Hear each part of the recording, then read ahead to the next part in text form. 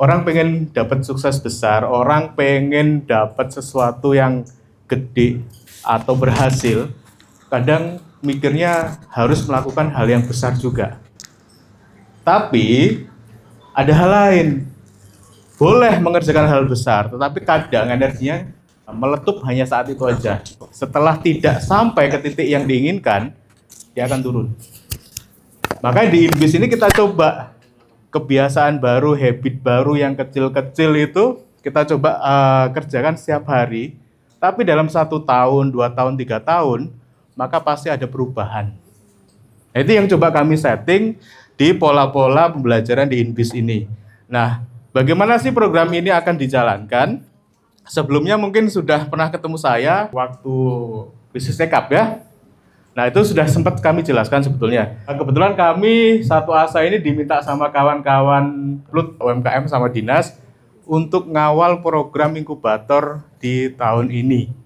Kalau tahun-tahun sebelumnya, kebetulan bukan dengan kami, nggak apa-apa.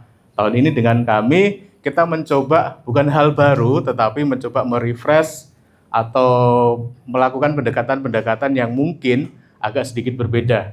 Kawan-kawan yang sudah masuk di tahap ini, jumlahnya 75 orang dari 214 atau 234, saya lupa detailnya.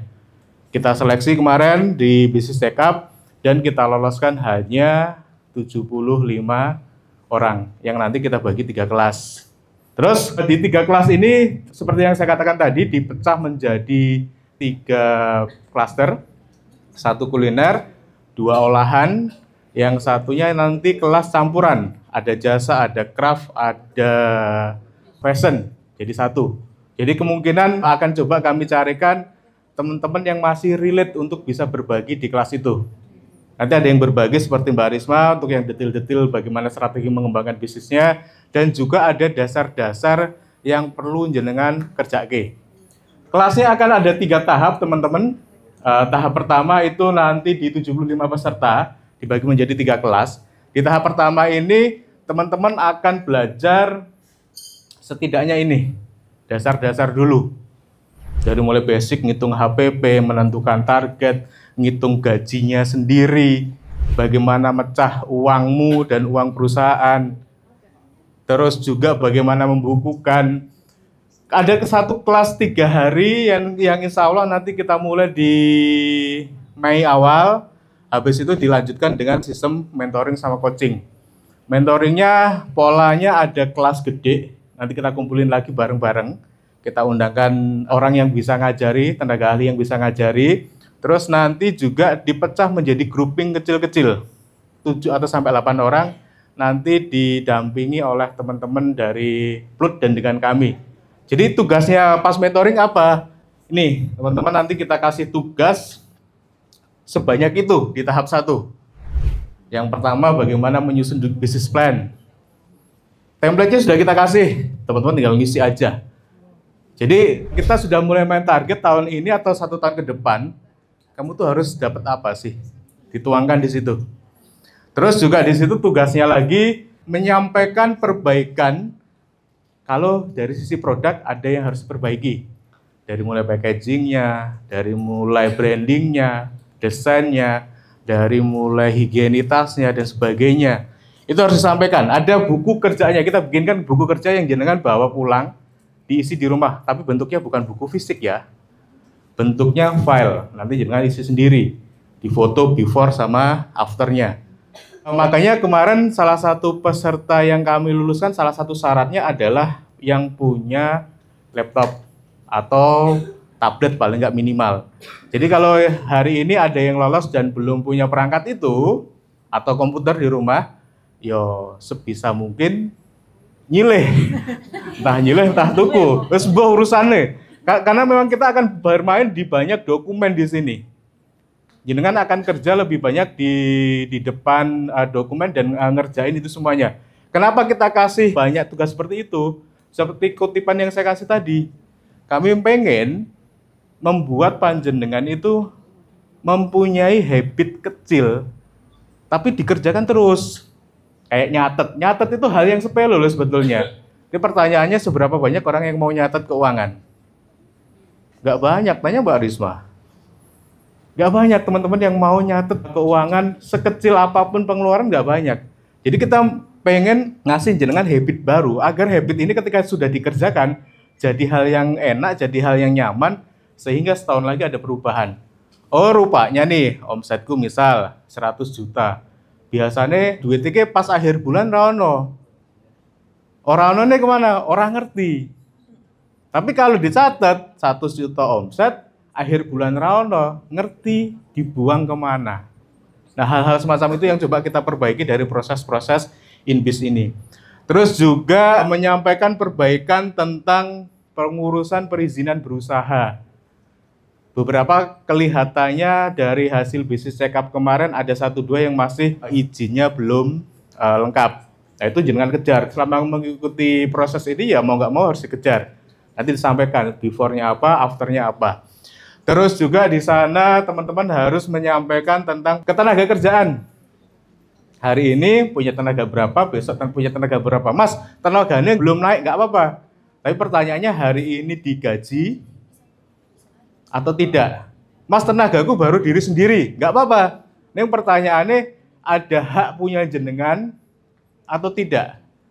Nah dari hal kecil aja progresnya. Oh kemarin pokoknya uang usahaku ya uang dapurku, uang jajanku, uang belanjaku. Oh rupanya hari ini jenengan ki sudah mulai dihargai. Sehari hakku sebagai tenaga kerja di usaha sendiri adalah sekian. Nah itu coba kita hitung juga nantinya di proses-proses kelasnya.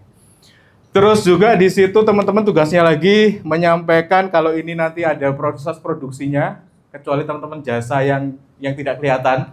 Jasa yang tidak kelihatan itu kayak teman-teman di digital agency itu jasa, tapi nggak kelihatan secara fisik. Tapi kalau jasa kayak laundry dan sebagainya itu masih kelihatan fisik, maka kita kasih di 5R. 5R-nya apa ya? Receipt dan sebagainya. Kenapa ini penting? Tanya Mbak Risma nanti di kelas. Kenapa 5R itu penting untuk bisa meningkatkan produktivitas? Pasti akan mengalami sedikit perubahan di skala produktivitas ketika jenengan mau dengan sistem rapi, resik, dan sebagainya. Nah itu juga kita sampaikan di kelas dan pendampingannya. Selain itu, di sini juga ada SOP. Jenengan akan diminta untuk bikin dokumen SOP. Nek goreng tahu, pertama kali itu harus diapain sih tahunya? Habis beli, ditaruh di mana penyimpanannya kudu kepiye? Bar kuwi nek misalnya dibumbuin, maka bumbunya apa saja, gramasinya seberapa? Jadi kalau nanti tenagamu ganti, setidaknya hanya satu faktor yang membedakan rasa, tangan-tanganan nek wong Jawa. Tapi dari sisi standar bahan bakunya sudah beres. Makanya di kelasnya Mbak Risma waktu itu ya juga dikasih SOP, bahkan termasuk goreng mateng iki kepiye warnane, itu ada SOP yang harus dibuat. Dengan foto, jangan kasih ke dokumen bahwasanya standar matang itu setelah digoreng dalam suhu sekian, dalam durasi sekian, matangnya kira-kira seperti ini. Kayak orang ngerebus telur. Mungkin orang ibu-ibu kalau ngerebus telur tinggal dicemplungin aja di air panas ya. Mateng-mateng. Tapi tahukah telur yang paling enak itu ketika dimasak, pas dia umub banyu, dimasukin tidak lebih dari 10 menit. Itu telur enak sekali. Jenengan makan telurnya aja, itu sudah tesnya berbeda ketika jenengan hanya rebus asal matang. Nah hal-hal kayak gitu kita pengen coba pelajari bareng-bareng selama proses ini. Terus juga di sesi pertama ini, nah jenengan wajib melaporkan pertumbuhan omset 6 bulan terakhir. Sing wis nyatet berbahagialah karena datanya ono. Sing urung nyatet, nah urusanmu. Ditambah juga kita kasih format pembukuan keuangan sederhana. Jadi jangan khawatir, ini tugas semuanya ini sudah ada template-nya. Teman-teman tinggal ngisi. Nanti kalau bingung pas pengerjaan, kita akan kasih model-model Zoom juga untuk dampingi jenengan ngerjake. Nah setiap ngerjake periodik dilaporke ke pendampingnya masing-masing. Nanti dibagi satu kelompok sekitar 7-8 orang. Akan kami tugasi 1 orang untuk mendampingi, artinya dia akan memantau pertumbuhan dari panjenengan. Jenengan dua kendala boleh konsultasikan, kalau misalnya tidak punya kendala ya tinggal kerjain aja, nanti dilapor diketahui sama si pendampingnya. Ini di sesi 1, di tahap 1. Yang lolos dari 75 ini, nanti kita nilai dokumen ini, progresnya teman-teman kita nilai. Yang lolos nanti hanya 35 orang di tahap 2, nggak ada setengah. Kenapa seperti itu Mas? Ya biar jenengan punya motivasi. Terus yang tidak lolos gimana? Yang tidak lolos tidak ikut kelasnya seperti ini, tapi jangan khawatir. Semua materi, semua dokumen akan kami bagikan secara gratis. Nanti linknya akan kami taruh di Instagram kami, termasuk video pembelajaran hari ini kita rekam, dan jenengan bisa akses lagi, bisa pelajari lagi. Semuanya kita kasih free. Boleh ikut nanti pendampingan yang modelnya via online lewat Zoom, yang tidak lolos di tahap berikutnya, silakan bergabung, karena jenengan masih berhak untuk ikut. Hanya saja proses seleksinya sudah tidak mengikuti. Nah, tahap 2 ini concern-nya lebih banyak ke area pemasaran. Kalau yang pertama dasar-dasarnya, yang kedua ini bagaimana teman-teman yang misalnya produknya itu awet, ya bagaimana bisa lebih luas lagi pasarnya. Kita coba datengin beberapa, kayak misalnya insya Allah kita datengin Haji Ardi. Kalau Haji Ardi ini tahu Arum Manis? Rambut nenek? Ya, Haji Ardi itu salesnya cukup besar sekali dengan pola-pola canvassing. Jadi dia keliling ke ada ribuan toko yang menjual produknya beliau. Insya Allah kita coba kontak untuk menghadirkan di sesi kedua. Kalau sesi kedua sudah tidak klaster, karena 35 ini wes nyampur lagi. Karena kalau pemasaran kan umum ya, jadi udah nyampur lagi. Nah, dari tugasnya apa aja Mas di tahap 2? Ini tugasnya teman-teman. Banyak lagi. Tugas tahap pertama terus dikerjakan. Ditambahi tugas tahap kedua. Bikin action plan pemasaran. Sebulan ke depan ini mau ngapain? Punya target apa? Nek mau ningkatan omset maka gimana? Dan harus ngelakuin apa saja. Bisa day to day, bisa week to week. Jangan harus ngerjain apa. Dan harus dilaporkan progresnya. Terus yang kedua, kita kasih rencana untuk yang digital. Kita kasih template untuk bikin content plan. Ini kan wajib bikin 1 atau 2 bulan, nanti itu juga bagian dari penilaian. Di content plan-nya ini, kontennya apa, platformnya apa, isinya apa, terus juga wis dikerjakan atau durung. Jadi kan wajib melaporkan progresnya. Itu juga kami nilai nanti di content plan-nya. Terus juga ada, jenengan juga wajib bikin tulisan sepanjang minimal 6.000 kata. Kok akeh Mas? Iya, kenapa? Pertanyaannya kenapa kok harus bikin tulisan? Ada yang tahu kira-kira kenapa kok harus bikin tulisan? Kita paksa bikin tulisan. Orang kalau bisa nulis, itu rata-rata bacanya juga kuat. Rata-rata orang Indonesia ini nek kon moco, angil. Nek kon nonton TikTok, seneng. Kami coba, loh, jadi pengusaha itu harus belajar terus. Harus terus belajar dari apapun, salah satunya dari proses membaca. Makanya kami paksa untuk, ya kamu harus bikin storytelling tentang dirimu sendiri, setidaknya minimal 6.000 kata. Di-upload di mana? Bisa di-upload di webnya dinas. Kalau teman-teman punya web, ya silakan. Kalau tidak, kami juga punya website sendiri. Kami upload ke Satu Asa. Ibaratnya, jangan kita kasih ruang untuk promosi lah di situ. Setidaknya juga manfaatnya jangan mulai pakai otak untuk membuat apa ya, nek iso nulis sih pasti orang bisa baca, sering baca atau kuat dibaca. Makanya kami pengen jenengan otak ini tinggal ramung konsumsi video-video pendek aja. Video pendek terlalu banyak, makanya SDM kita is ngono-ngono kuwi. Literasi bacanya kurang.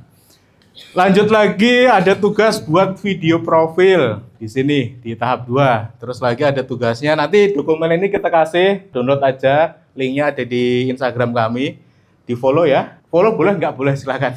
Sorry. Terus juga membuat toko online, tidak hanya membuat, tapi wajib harus pecah telur dari sana. Pecah telur itu artinya terjadi transaksi. Nek mung gawe tok iki kabeh iso. Nek sampai punya transaksi, nah itu yang kami harapkan. Apa yang kita pelajari bareng-bareng ini tidak hanya sebatas belajar tok, tapi action langsung. Sampai tadi Mbak Risma bilang tentang iklan. Nah, di sini wajib ngiklan. Duitnya sekarang di duitmu, masuk duitku. Yang sudah sampai tahap 2 ini, teman-teman sudah sampai kita wajibin untuk belanja iklan. Kenapa Mas? Bendo belajar bagaimana riset audien, bagaimana ngelihat potensial market, terus bagaimana setting campaign yang pas dan sebagainya. Sehingga jenengan selesai dari kelas ini, nek arep ngiklan meneh ya wis iso, nek tidak bisa ngiklan sendiri setidaknya dengan digital agency, jenengan wis pernah tahu ilmunya. Jenengan bisa ngomong dengan teman-teman digital agency, saya pengennya seperti ini, tolong dibikinkan. Nah, hal-hal itu yang pengen coba kami kasih pembelajarannya ke kita semuanya. Terus, nah kalau keuangan selalu ya, setiap tahap teman-teman wajib melaporkan keuangannya, baik itu omsetnya, juga baik itu catatannya. Kalau di tahap 1-2, pencatatannya masih pencatatan sederhana aja. Uang masuk, uang keluar, uang masuk, uang keluar. Kenapa seperti itu? Nah itu akan kami pakai di tahap ketiga. Di tahap ketiga, dari 35 cuma lulus 20 orang. Jadi tadi kalau ada informasi yang akan dikasih plesir ke Jawa Timur, belajar ke Jawa Timur itu hanya untuk 20 orang aja. Nah, fokusnya di tahap ketiga, kita hanya akan ngulik babakan keuangan. Bagaimana membuat jurnal, bagaimana membuat buku besar, bagaimana membuat laporan laba rugi, bagaimana membuat neraca dan sebagainya. Fokusnya di situ. Kelihatannya simpel, ini pas praktek, ngeluh. Mas, kan sekarang ada jurnal, ada moka, ada macam-macam. Kenapa nggak pakai itu? Nek pengen simpel iya, tapi kami nggak mau simpelnya. Mbak Risma mungkin nggak cerita. Beliau ini pernah, yang saya Mbak ya, kalau nggak salah, duitnya pernah digelapin ya? Iya, Mbak Risma ini pernah terjadi di usahanya beliau. Uangnya ini dibawa, bukan dibawa kabur ya. Besok cerita aja, tapi sekitar 200 juta kalau nggak salah ya, berdasarkan cerita di sosmednya waktu ikut apa Mbak waktu itu? Bantuan hukum. Kalau jenengan tahu logik ini akan kelihatan, transaksi itu akan kelihatan. Kalau tahu logik dari proses keuangan ini, untung Mbak Risma ngerti, maka dia tinggal bagaimana proses hukumnya. Dilayani kemana difasilitasi dari Dinkop Pak ya untuk yang proses hukum. Nek jenengan nggak pernah tahu logiknya berpikir orang akuntansi, manajemen keuangan, yo diakali seperti itu ya wis loss wae gitu. Maka kami paksa nih. Habis ini jenengan pakai aplikasi jurnal, pakai aplikasi moka, pakai aplikasi yang lain silakan, atau si aplik silakan. Monggo-monggo aja. Tapi setidaknya logik berpikir di awalnya sudah ngerti. Tahu bahwasanya aset total dari bisnis ini berapa, uang berupa cash berapa, berupa peralatan jadi berapa, iso ngitung penurunan alat atau penyusutan alat setiap bulan berapa, beban apa saja yang membebani si bisnis. Dari proses-proses itu yang coba pengen kami tekankan di tahap ketiga. Nah di tahap ketiga ini selain keuangan, teman-teman juga akan dikasih bagaimana public speaking untuk presentasi atau pitch deck ketika nanti penjurian. Dikasih edukasi bagaimana membuat presentasi usahanya sampai nanti bagaimana presentasinya. Karena hanya akan ada 1, 2, 3 yang akan dapat bantuan modal. Tapi itu bukan hal yang utama ya. Sekali lagi seperti yang quote yang saya katakan, kami pengen hadiah ini hanya pemanis aja. Tapi yang pengen kami tekankan adalah jenengan itu menikmati prosesnya. Kalau prosesnya dijalankan dengan benar, maka panjenengan, teman-teman, pasti akan mendapatkan lebih dari yang sekedar hadiah itu. Toh nilainya yura gede-gede banget. Sama Mbak Risma itu bukan nggak juara tuh Mbak, nggak juara, tapi sekarang gila ada. Nanti di kelas kuliner kulik aja. Insya Allah kita minta tolong Mbak ya, yang kuliner nanti. Tugasnya apa? Nah ini tugasnya. Tugas kelas 1, tahap 1, tahap 2 kerjakan. Ditambah menyusun pembukuan keuangan usaha yang sudah mulai dengan jurnal, buku besar, terus pecah ke laporan keuangan semuanya. Di sini juga laporan keuangan dan sebagainya. Terus terakhir menyusun dokumen presentasi usaha. Nah itu tugas di tahap 3. Kalau sudah selesai, semua peserta di tahap ketiga nanti kita bawa ke Jawa Timur. Sedang kita cari tempatnya untuk belajar bareng-bareng. Terus nanti juga di juri setelahnya diambil 3 besar dan plus 1 harapan. Nah nanti awardingnya kita panggil semuanya lagi. Insya Allah kalau ada dananya dari dinas, kami pengen ngemanggil lagi semuanya peserta, biar apa? Ya don duwe motivasi, bahwasanya ini loh teman-teman yang sudah melalui proses, seperti iso jadi inspirasi bagi panjenengan yang tidak ikut ke tahap-tahap berikutnya. Ini teman-teman sudah melalui proses kurasinya kemarin di persyaratan, nggak akan saya ulas. Kriteria penilai dari tugas-tugas tadi termasuk dari sekitar 6 aspek ini.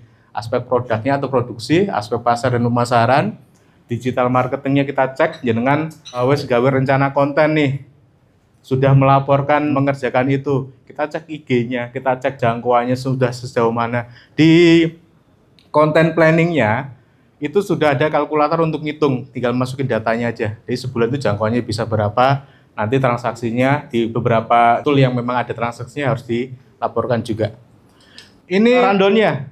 Hari ini orientasi, awal minggu nanti 3 kelas, kelas pertama 5-7, kelas 2 8-10, kelas 3 nanti 14-16. Kami belum ngatur kelas kuliner di kelas yang mana, tapi setidaknya persiapan tanggalnya ada di sini. Terus juga nanti ada coaching mentoring durasi 1 bulanan. Tahap 2 masuk di tanggal 16-24 Juni. Sampai seterusnya lah, teman-teman baca sendiri rundown-nya. Dokumen akan kami filekan, nanti di-download sendiri aja. Dari sini ada yang mau ditanggapi? Proses ini, Mas nek nggak kuat neng dalan piye? Yo, gugur wae ra apa-apa. Kami hanya akan serius ke teman-teman yang serius kok. Yang tidak serius ikut program lain nggak apa-apa. Boleh, Bu?